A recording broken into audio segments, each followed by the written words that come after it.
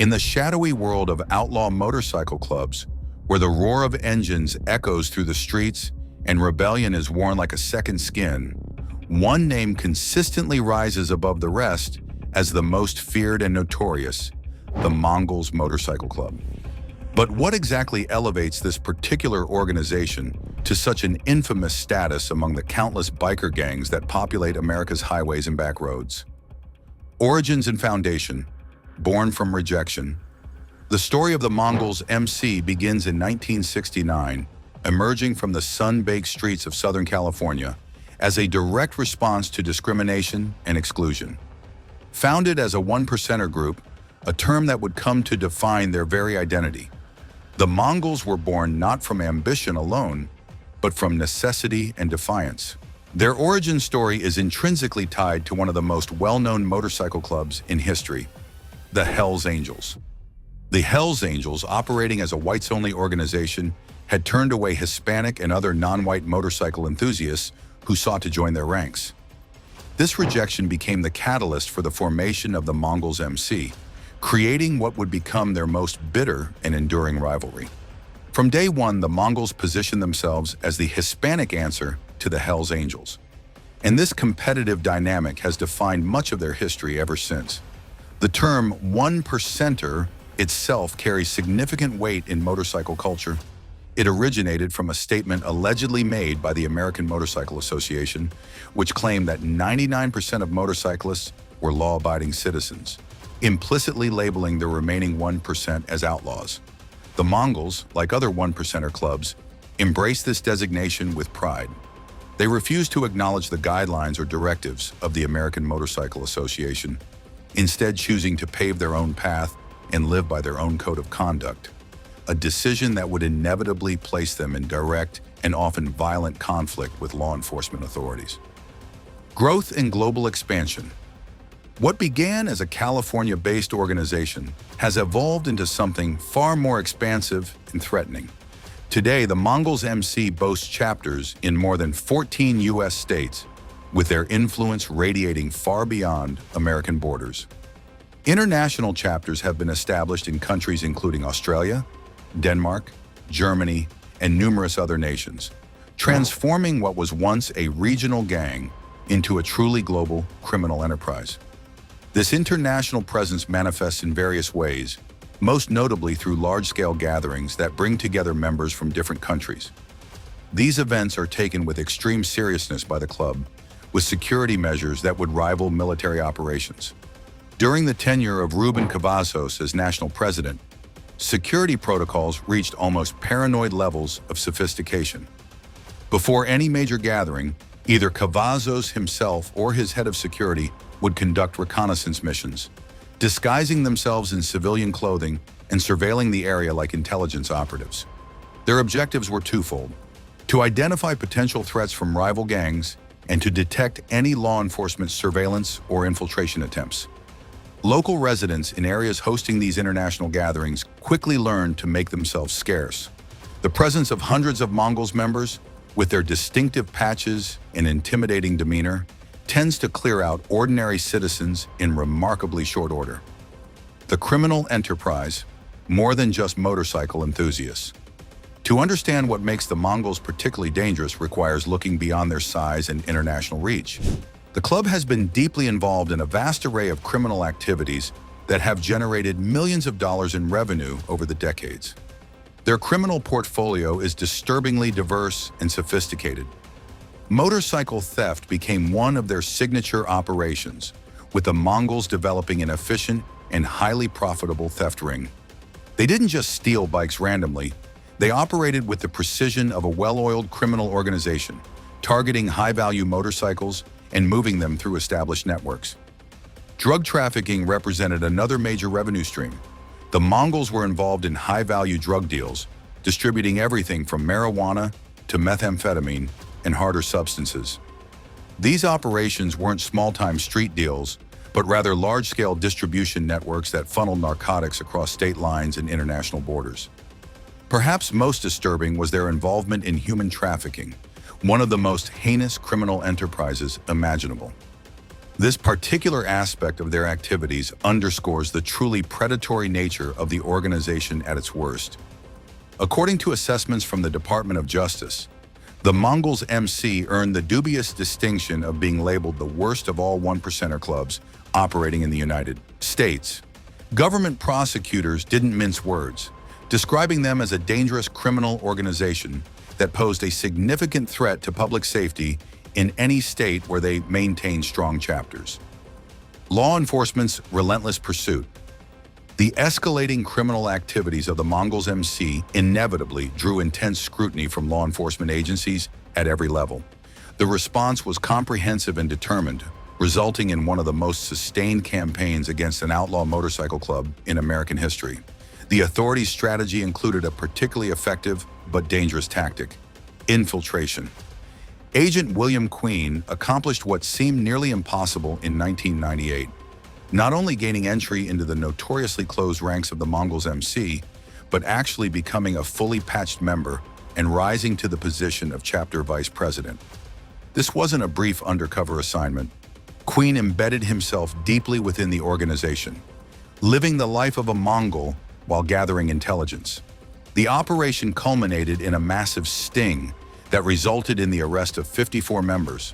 Of those arrested, 33 were ultimately convicted, dealing a significant blow to the organization's operations. But the Mongols proved resilient, rebuilding their ranks and continuing their activities. A decade later, law enforcement struck again with another major infiltration operation. This second incursion led to the arrest of 38 members, once again disrupting the club's operations like stirring up a hornet's nest. The pattern was clear. Law enforcement would strike, make arrests, secure convictions, and yet the Mongols would regroup and continue. At the height of this conflict, nearly 270 warrants had been issued against various Mongols members. The scope of the legal pressure was unprecedented, targeting the organization from multiple angles simultaneously. The intensity of this law enforcement campaign created an atmosphere of constant pressure that would eventually contribute to changes within the organization itself. The Mongols' defiant identity.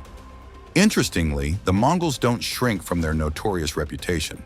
Instead, they embrace it wholeheartedly, wearing their baddest of the bad image as a badge of honor. This attitude is encapsulated in one of their favorite slogans: "When we do right, nobody remembers. When we do wrong, nobody forgets." This philosophy reveals something essential about the Mongols' collective mentality. They see themselves as perpetual outsiders, forever marked by their misdeeds regardless of any positive actions they might take. In response, they've chosen to lean into their dark reputation rather than fight against it. They simply love being bad, and they're unapologetic about it. For the average law-abiding citizen, encounters with Mongols MC members typically result in one response: getting as far away as possible, as quickly as possible. The club's reputation precedes them, and most people have enough sense to avoid any association with the organization whatsoever. Legendary rivalries and conflicts. The rivalry with the Hells Angels remains the most famous and enduring conflict in the Mongols' history, but it's far from their only confrontation with powerful organizations. Perhaps most remarkably, the Mongols engaged in a territorial conflict with the Mexican Mafia, a confrontation that few organizations would dare provoke. The Mexican Mafia, known as La M, is one of the most powerful and ruthless criminal organizations operating in the United States. Few groups confront them and emerge with anything less than catastrophic losses. The Mongols, however, proved to be among the rare exceptions. The conflict erupted in 2004 when tensions escalated between Mongols members and a Mexican gang aligned with La M over territorial disputes. The Mexican Mafia made demands for money, essentially seeking to impose a tax on the Mongols' operations in certain areas. The Mongols refused to comply, triggering a violent confrontation that resulted in deaths on both sides. The conflict eventually subsided, settled through negotiations behind closed doors. The exact terms of this peace agreement remain unknown, shrouded in the secrecy typical of such underworld dealings. What is clear, however, is that both organizations experienced setbacks, and the Mongols emerged having proven they could stand toe-to-toe with one of the most feared criminal enterprises in North America. Transformation and reform. An interesting and potentially significant development occurred in 2015 with the election of David Santillan as club president.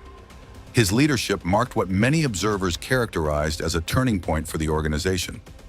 Reports began to emerge suggesting that illegal activities had substantially decreased under Santillan's presidency, raising questions about whether the Mongols were genuinely attempting to transform themselves into a more legitimate organization. The club's attorneys have consistently maintained that the Mongols MC strictly prohibits criminals from joining and has implemented new screening procedures designed to ensure that violent offenders are not admitted into the community. This claim, however, raises an obvious problem. What about existing members with criminal histories? The organization has argued that they cannot simply dismiss those members without sufficient evidence of ongoing criminal activity. Whether this represents genuine reform or simply more sophisticated public relations remains an open question. Can an organization with such a long and violent history truly overcome its past, or will old habits inevitably reassert themselves? The skepticism from law enforcement and the general public is understandable, given the Mongols' decades-long track record. The constitutional battle fighting for their patch.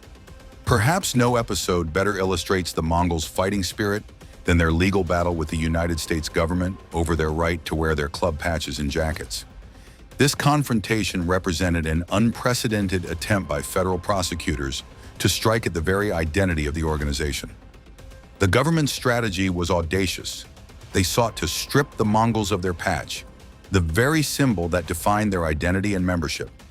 Initially, prosecutors persuaded a judge to grant them the authority to seize the Mongols' jackets and patches even before trial, representing a significant preliminary victory for the government. But the Mongols' legal team mounted a vigorous defense, arguing that this order violated fundamental constitutional rights.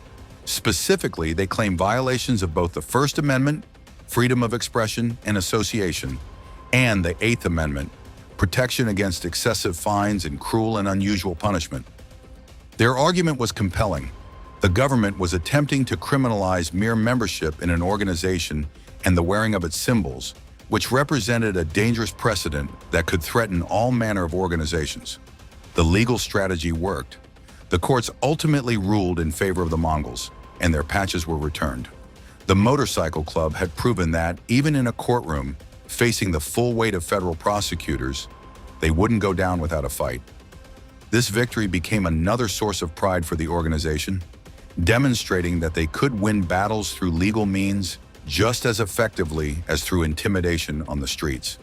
The future of the Mongols MC, looking forward, questions about the Mongols' future trajectory remain open and troubling, given their historical patterns of violence, criminal enterprise, and resistance to both legal authority and rival organizations. It seems logical to predict that they will continue expanding their influence. But how far can they go? Several factors will likely shape their evolution. First, sustained law enforcement pressure continues to create challenges for their operations. While they've proven remarkably resilient, the constant threat of infiltration, arrest, and prosecution imposes real costs on the organization. Second, the question of genuine reform versus strategic adaptation remains crucial. If the changes under David Santillan's leadership represent authentic transformation, the Mongols might gradually evolve into something more akin to a legitimate motorcycle club with a criminal past.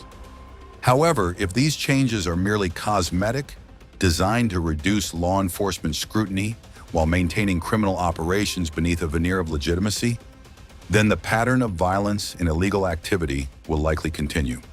Third, their international expansion presents both opportunities and challenges.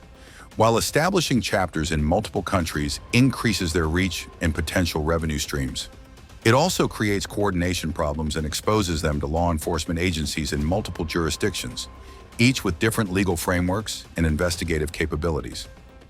The Mongols MC has demonstrated remarkable staying power, surviving decades of law enforcement pressure, internal conflicts, and violent confrontations with rival organizations. They've grown from a small California club formed in response to discrimination into a global organization with thousands of members. Whether this represents a cautionary tale about the limits of law enforcement against determined criminal organizations, or a story with an eventual ending of either destruction or redemption remains to be written. Conclusion: a continuing threat. What ultimately makes the Mongols MC the baddest of outlaw motorcycle clubs is not any single factor, but rather the combination of their size, international reach, violent history, sophisticated criminal operations, and above all, their absolute refusal to back down. Whether facing rival gangs, the Mexican Mafia, or the full investigative and prosecutorial power of the United States government, they remind themselves constantly that they're not just a club, but a family, bound together by their shared experiences, their code, and their defiance of conventional society. This solidarity has allowed them to weather storms that would have destroyed lesser organizations. Taking into account their historical trajectory and current position, it's clear that the Mongols continue to pose a significant threat to public safety. Their story serves as a stark reminder that in the shadowy world of outlaw motorcycle clubs, the Mongols stand apart, and anyone with any sense will keep their distance from this notorious organization.